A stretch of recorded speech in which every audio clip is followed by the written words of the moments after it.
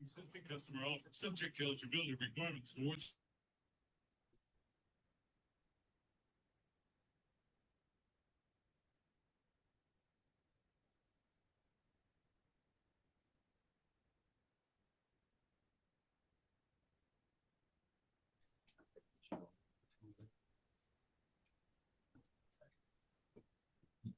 Good morning, everyone. It's 8:31. I think everybody's here. So let's go ahead and get started with the Pledge of Allegiance by Delegate Valentine.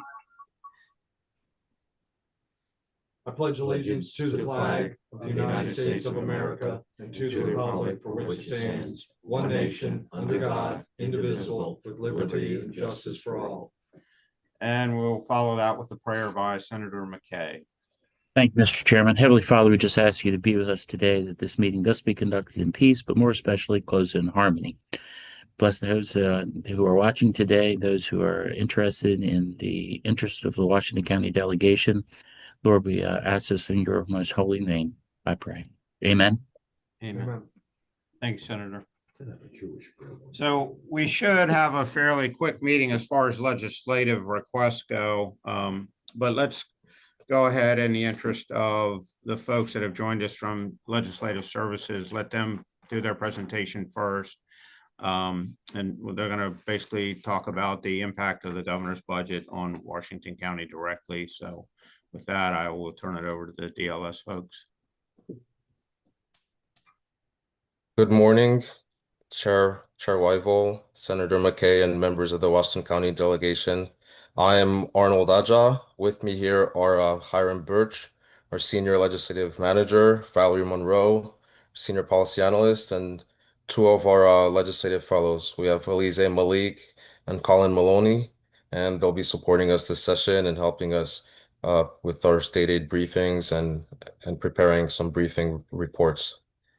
This presentation today will provide a snapshot of the state aid to Washington County, touching on the main highlights and focusing on major policy changes and impacts and their impact on Washington County. The figures you will hear reflect the governor's proposed budget and are incorporated in our report. I will now be sharing my screen, starting on page 7 of our full report. Washington, you can see here that Washington County will receive $342.1 million in total state aid in fiscal 2027. And this breaks down into $317.5 million in direct aid and 24.7 or 24.6 million in retirement payment contributions. The vast majority of the state aid is targeted to the public school system, which receives $278.1 million in direct aid. Hagerstown Community College receives $20.4 million, and county and municipal governments receive $12.9 million.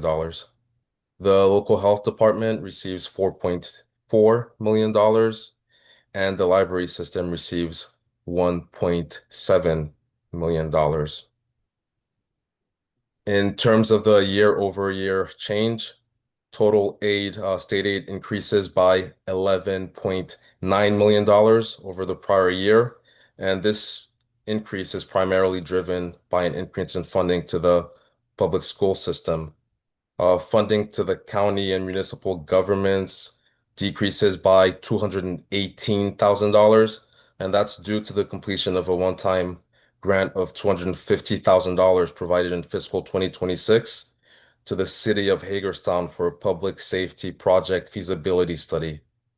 Hagerstown Community College and the local health department also see a decrease in funding.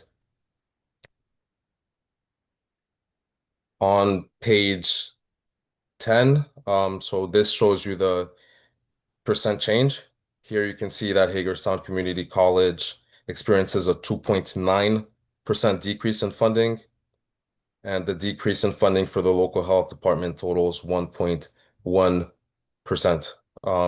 The county is one of many counties that experiences a decrease, albeit not as significant as some of its neighbors. Historically, funding to the local health departments was based on a core formula that was annually adjusted for population growth and inflation. But in recent years, it has been supplemented with discretionary aid to cover salary adjustments for state employees at the local health department. Last session, budget language was added to limit the growth adjustments solely to the core formula, and it appears that the agency has reshuffled formula funding to comply with this requirement. And this is an issue that should be brought up in the agency analysis, the agency budget analysis. On page 11, this page outlines enhancements and reductions to state aid, and I want to highlight four policy changes. First, the administration has applied a discretionary revised enrollment count for free and reduced price meals, which increases school funding statewide by $228.4 million over statutory amounts. And this affects the compensatory aid, concentration of poverty, and the education effort adjustments. Second, the Budget and Reconciliation and Financing Act caps CADE formula increases to the community colleges at 3% for each institution from fiscal 2027 through fiscal 2029. And that results in a statewide reduction of $21 million in fiscal 2027. And this is a provision that requires General Assembly approval. The BRFA also includes a provision to level fund the disparity grant program at the fiscal 2026 formula amount of $176.6 million for fiscal 2027 through fiscal 2029. And this also requires your approval. Finally, local governments will assume 50% of the statewide increase in retirement payments for teachers, librarians, and community college faculty. And this is also subject to General Assembly approval. Page 12 shows how each of these changes impact Washington County specifically. In the first column, you can see that the revised enrollment count for free and reduced price meals results in a $5 million increase in aids to the Washington County public school system. Washington County is not affected by the proposed 3% cap on CADE formula increases in fiscal 2027, and that's because Hagerstown Community College actually experiences a 3% decrease in CADE funding in fiscal 2027 due to the declining student enrollment at the institution. Regarding disparity grants, the BRFA provision to level fund each jurisdiction's annual funding to the formula amount in fiscal 2026 results in a $27 million reduction statewide compared to the fiscal 2027 formula amount of $203.6 million. And the two jurisdictions most heavily impacted are Prince George's County and Allegheny County. Washington County will see a $316,000 reduction in funding under this proposal. Regarding retirement cost shifts on page 13, the state is shifting 50% of the statewide increase in retirement payments for teachers, librarians, and community college to local governments. And for this, the state has applied a uniform percentage reductions across all counties. 3.4% has been applied for public schools, 3.7% for community colleges, and 2.7% for libraries in each county. And under this proposal, Washington County will be required to cover over $882,000. Starting on pages 20 to 22, You have information on the Police Aid Enhancement Program, which provides funding based on the number of violent crime offenses occurring within each jurisdiction. And this is the fifth year that the budget has included funding for this purpose. In fiscal 2027, however, Baltimore City receives an additional $1,250,000, but more importantly, allocations remain unchanged from the prior year, meaning that funding is not based on the most recent Uniform Crime Report as it has been in the past. On page 21, you can see that here that since the county's share of violent crime offenses decreased in calendar 2024, the county actually retains over $96,000 in funding by not updating to the latest uniform crime data for calendar year 2024. And Allegheny and Garrett counties also benefit from using the prior year uniform crime data.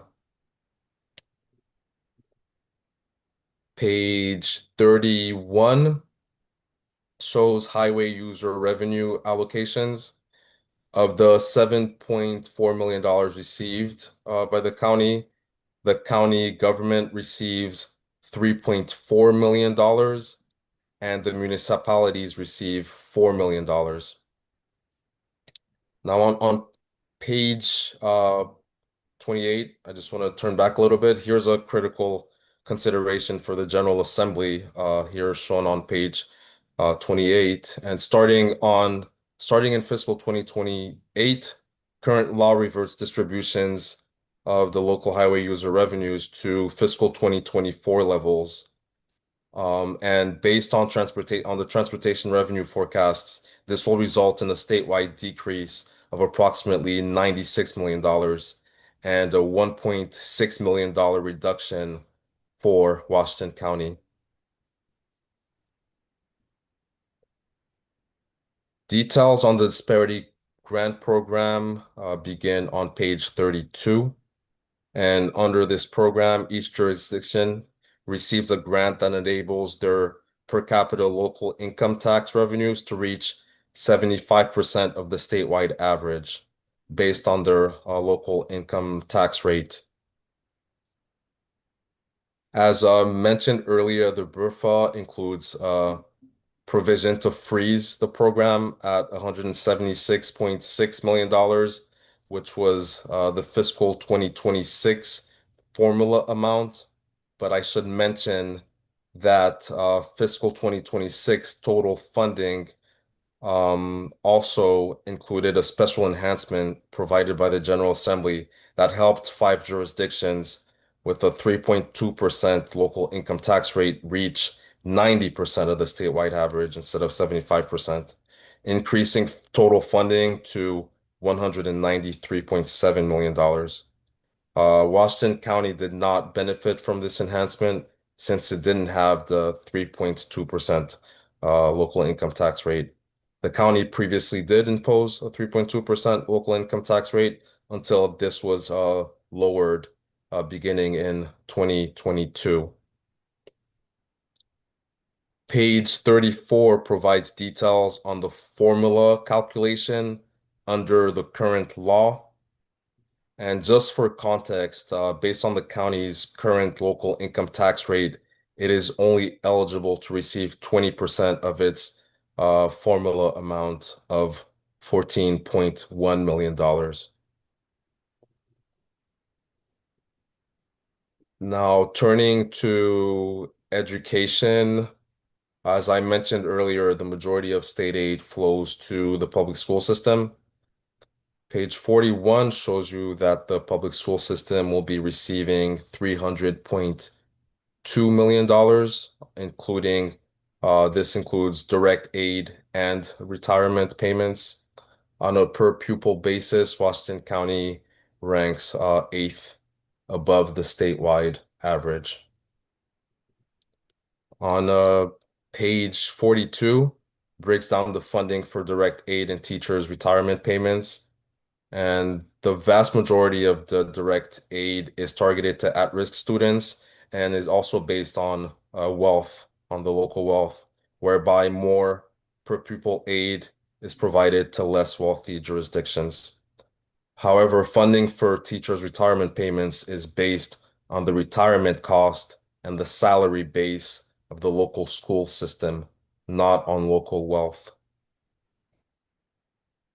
Finally, page 43 shows that Washington County experiences a 4.9% increase in its direct in its per pupil aid in fiscal 2027, which is just slightly above the statewide average.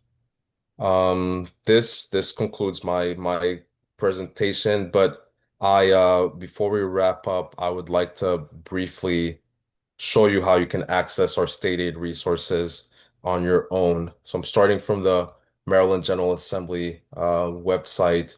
You click on the Legislative Services link to the top right corner. This will redirect you to the DLS webpage.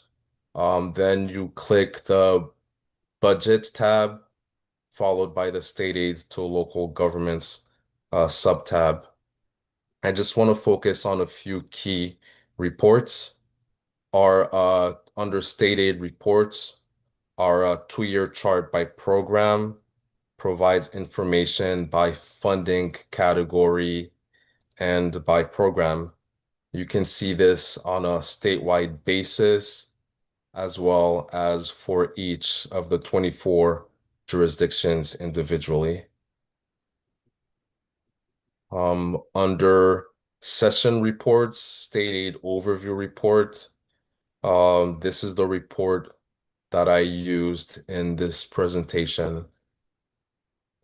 Under local briefings, we have prepared a 6-page summary report that details the state aid to Washington County specifically, and this is a great consolidated resource.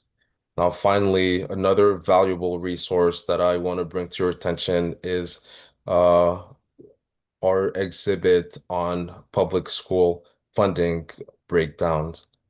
This report shows on page 1 the share of public school funding from the state versus local sources. Page 2 shows the amount of per pupil funding overall. Page 3 breaks out the state funding portion in detail. And page 4 breaks out the local funding portion. Thank you for your time, and we welcome any questions that you may have. Well, thank you for their presentation. There's obviously a lot there to digest. I did have one question. I had seen a chart previously where Hagerstown Community College was the only community college that experienced a cut, and I think that was due to a couple factors. One being the reduction in the increase in the CADE formula, but then there were some other issues that I think impacted them. We were under the impression the reason they were getting less money was because their student enrollment was increasing, and they were going from I guess a small college to a kind of a mid-sized community college. But you commented that their student enrollment was decreasing. Is there an explanation or clarification on that statement? And I know Dr. Klauber, when the first budget came out, I think there was actually an error in the formula that they wouldn't be cut as much. It was still cut, but it wouldn't be as much. I'm assuming your numbers wouldn't reflect any adjustment. No, but we'll look into it and get back to you as soon as possible. All right. Yeah, Dr. Klauber's not able to join us this morning, so he would have a better number. But and I know I think he's been working with you guys to get it corrected. So hopefully we can do that. Do any of the other members have questions?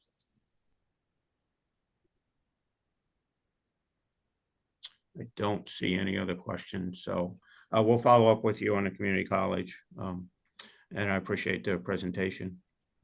Thank you. All right, thank you.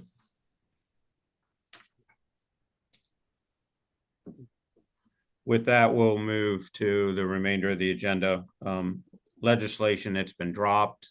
We reviewed that in previous delegation meetings and we'll not go over it again, but basically they've been dropped. We don't have scheduled hearing dates yet. On drafts that are available, mobile food service facilities, it did reach out to the health department.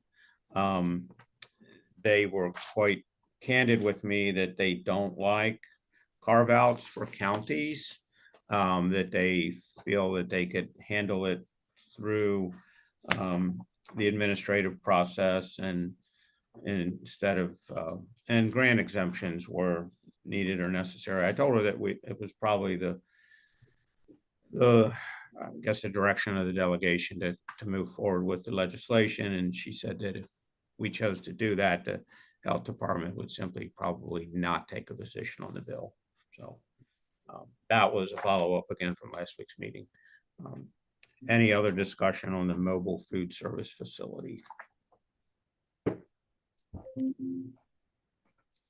What's the will of the group? Mr. Chairman, I make a motion to move forward with that legislation. Second, Mr. Chair. Motion by Senator Corman, second by Senator McKay. Any further discussion? Seeing none, all those in favor vote by saying aye or raise your hand. Aye. And anyone opposed? Seeing none opposed, it's unanimous amongst those present. The truancy pilot program, again, after last week, we came to the conclusion to reach out to some of the interested parties. I did speak with members of the Board of Education.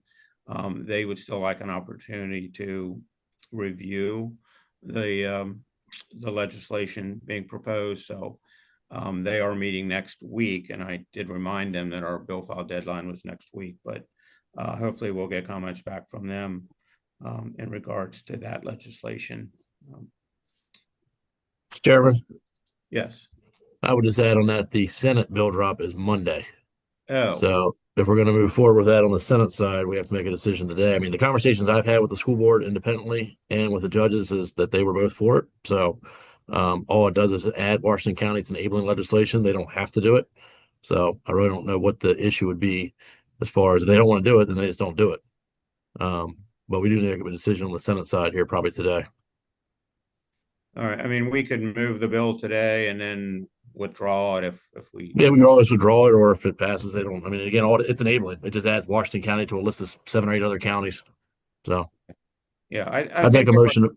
I don't think they necessarily had a problem with the bill itself, but I think maybe they wanted some additional language in there. And so go ahead. You were going to make a motion. Yeah, but I'm going to make a motion to move forward with the Senate version at least. I mean, we can move forward with both of them. I can make the motion for both of them, and however you want to handle it. I would make the motion for both. And again, we can withdraw them if there's any issues. All right, motion for both. Second. Motion by Senator Corman. I believe it was a second by the Delegate Schindler. Any further discussion? Seeing none, all those in favor vote by saying aye or raise your hand. Aye. Any opposed? None opposed. Next on the list is the sole source procurement advertising. We have a draft of that. I can tell you there is some concern about this legislation as proposed, especially given the sensitivity of them being sole source contracts. So if you look at the language as it was drafted, it says in a newspaper of general circulation in the county through electronic media or by posting on an electronic bidding site. The suggestion is that we put the word "and" in line 11. So it would be in a newspaper of general circulation in the county and through electronic media or by posting on an electronic bidding site. So any discussion on that item?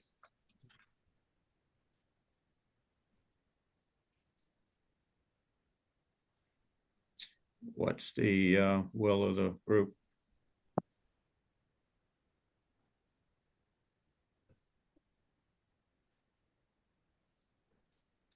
Seeing none, I guess we'll table that for now. And then the last item for draft legislation was the issue regarding septic systems. And that's basically the intent here was to give homeowners more flexibility in addressing septic issues and when and if inspections would be required and regulation through the health department. As the legislation is drafted, it basically it still would have to be under the direction of the Washington County Health Department, but it gives the homeowner an opportunity to file for an exemption from current regulations when fixing or repairing their septic system. So anyone have any comments on that proposed legislation?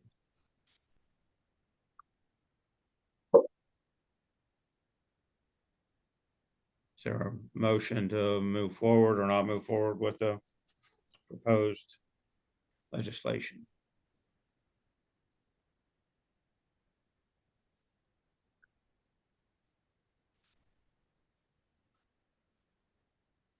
Not seeing anything, we will table that one as well. The final one on legislation is that we do not have the draft back yet for the county's request for multi-year contract payment authorization. So I do not have anything in front of us to discuss. Anyone else have any comments about legislation? Seeing none, just a reminder that we will have our district night, District 1, District 2 combined, February 16th from 5 to 7. That will be held here in the House Office Building, I believe room 170, 180. And then also, as you all know, Mr. Bruce Bariano is the county's legal counsel, and that young man is celebrating, I think, is it his 50th birthday this week. So just want to wish him a happy birthday. He is here with us and smiling. Senator McKay, if you'd like to sing a few bars, we'll let that up. 50? Yes. Add 31 to that. Oh, well. Anyhow, he says he's a little bit older than 50, but As you know, I've said certainly before, doesn't and I'll look. say again, I am honored to work with the legislators in Washington. And likewise, you've done a good job, I think, representing the county. We appreciate it. Sure. With that last item on the agenda, we do open up for public comment. If there's anyone on the call that would like to make a comment, just please state your name and address for the record. Ms. Gordon. No, took her hand down. There we go. Thank you for acknowledging me. My name is Michelle Gordon, County Administrator for Washington County, 100 West Washington Street, Hagerstown, Maryland. Again, I'd like to thank the delegation for the good work that they do for residents here in Washington County. The commissioners would like me to ask that you check on the status of the appointment of Randy Leatherman as a commissioner. As you know, it needs to take place during this session. It was deferred last year. We're concerned that if the appointment does not take place, he may need to step down. Okay, we can certainly do that. Senators, do you guys have any update on that?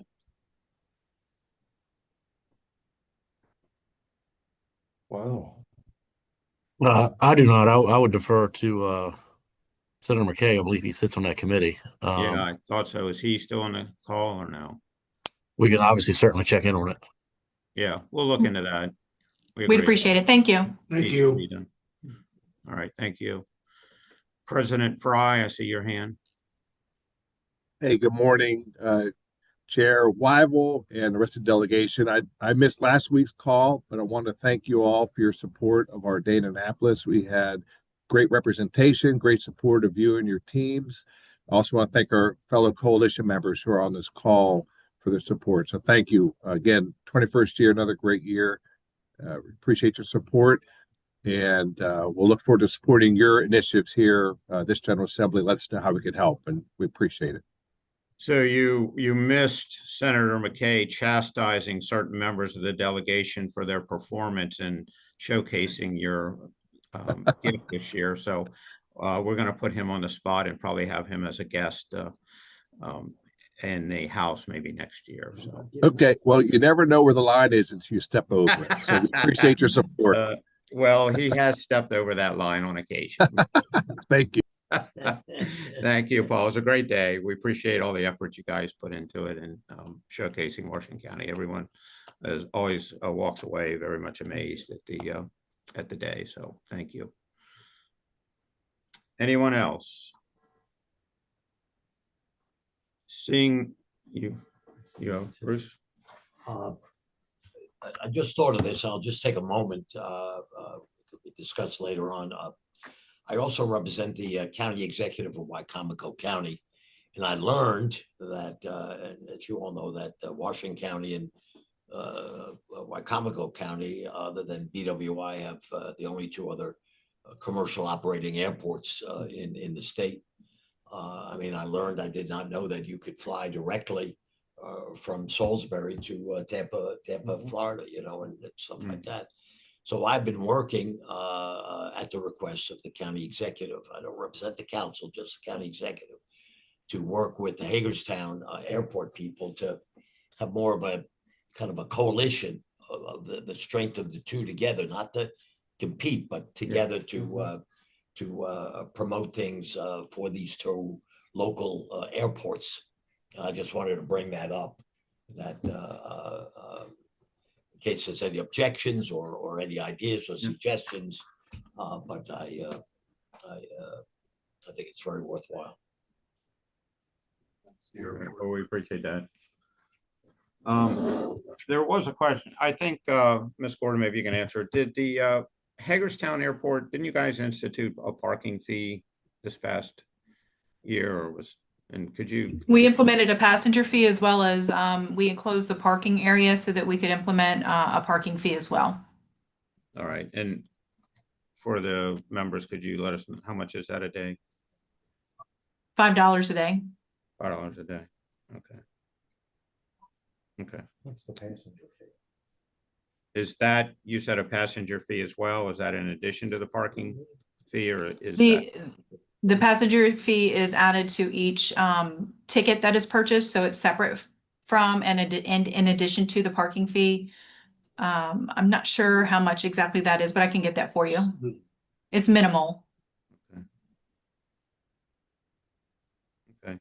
I mean, maybe we have the airport director on one of our meetings, just update us on things going on at the airport.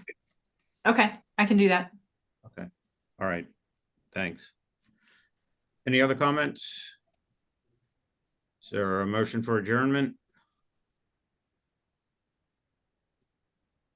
I guess you all want to stay on. So moved. Motion by Delegate Valentine. Thank you all. Have a good day. Just want to say